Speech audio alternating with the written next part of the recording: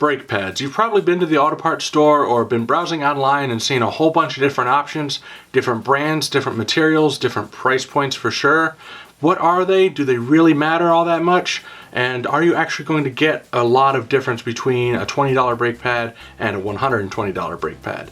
We'll be discussing that and more in this video. While there will definitely be quality differences between different brands, I'm not going to get into which one's a better brand in this video. We don't have any sponsors for this one, so we're not going to nudge you a certain direction with that. Every brand is going to have a different special patented technology that's going to make theirs the best on the market, and that's great. It's good to have a bunch of technology options out there. Brake pads are such a vital safety component that if there was a truly bad brake pad out there, that company would be sued out of existence in a heartbeat. With that in mind, let's jump right to the materials that the brake pads are made out of. Let's start with a material that you definitely shouldn't see on a store shelf and probably won't encounter unless you're working on a really old car, especially like a barn find or something, and that's asbestos brake pads. They were phased out a while ago. Asbestos brake pads had decent stopping power and great thermal properties, but it was terrible to breathe in and terrible for the mechanics that would work on them. The dust would get everywhere, and a lot of the masks that you could wear don't filter out that asbestos material, so they've been phased out for a long time. But be aware that you may encounter them if you find some barn find vehicle that's been sitting around for 40 years. It's got old brake pads on it, and they might be asbestos. The type of brake pad material that replaced asbestos is called semi-metallic.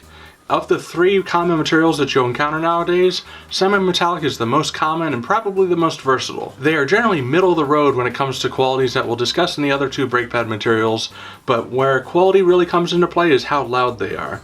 You can have a really quiet semi-metallic, but you can also have a really noisy one if you get a cheap pad. Next, we get into organic brake pads.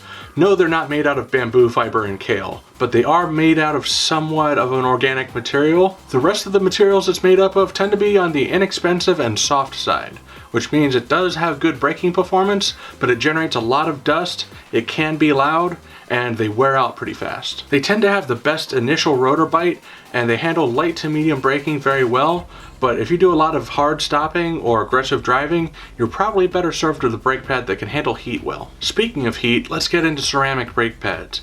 They tend to handle heat the best out of the three, and they were designed specifically for that. Ceramic brake pads do tend to be the most expensive of the bunch, but you don't have to spend a whole lot to get into entry-level ceramic brake pads. Ceramic is a harder material, so you'll generally get a better brake pedal feel from a ceramic pad versus an organic pad. They also produce a lot less brake dust, and the dust that they do produce is a lighter color, so you don't see it as much on a wheel. So if you have real fancy wheels and you don't want to be cleaning them all the time, ceramic is also a good option for you. The reason why they aren't producing dust as rapidly is because they aren't wearing out as rapidly. You generally get a long lifespan with ceramic brake pads. Now, all three of these types generally work on the same type of metal brake rotor, but there's a fourth type that we're starting to see come into the market that actually uses a different kind of brake rotor as well, and that's carbon ceramic.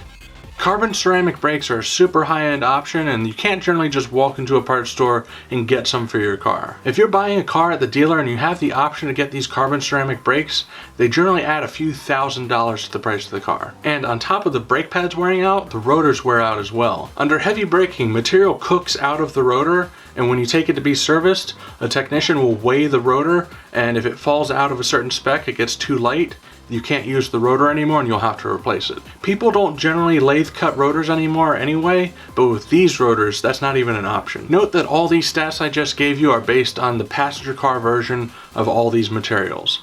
There are also racing versions of all these materials, and they generally perform better, but the trade-off is for that extra performance, they make the brake pads really noisy, because on a race car, noise doesn't really matter, so passenger cars, they need to dampen that noise a bit because people don't like noisy brakes. So race cars get the noise, but they also get better stopping power. So keep that in mind if you're shopping for really high-end brake pads. It's easy to assume that the more you go up in price, the better the stats are across the board, but there are some trade-offs like that, and even high-end brake pads can have a lot of noise to them. I hope you learned some stuff about brake pads from this video, and before you go, I hope you hit the brakes a little so you have time to hit that like button and subscribe on your way out. I'll see you in the next Car Simplified video. Thanks for watching.